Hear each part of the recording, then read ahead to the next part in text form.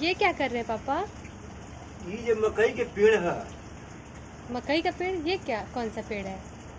जौना चीज के तो लोग ठेला पर जब पॉपकॉर्न खला लोग हैं, हाँ। यही मकई के पेड़ में से मकई निकलेला, यही के जब पॉपकॉर्न बनेला। अच्छा, इसी का पॉपकॉर्न बनता है? यही के न भूज के जब प्लास्टिक में भर के जब बेचल सर की 10 रुपया पैकेट, 10 रुपया पैकेट। हाँ।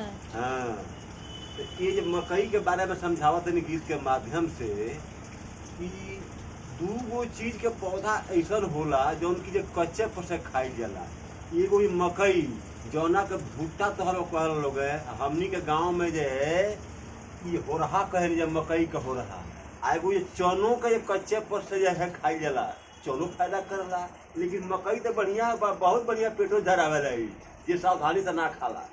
मकई के बारे में गीत के द्वारा बताओ तनी ये मकई में का गुण बा। अरे मकैया रे तोर गुण गवलो न जाला, अरे मकैया रे तोर गुण गवलो न जाला। आगे आगे हर चल पीछे से बोआला, मकैया रे तोर गुण गवलो न जाला।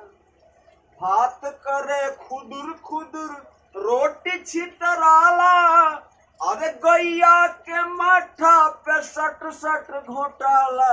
मकैया रे तोर गुण गवलो ना जा।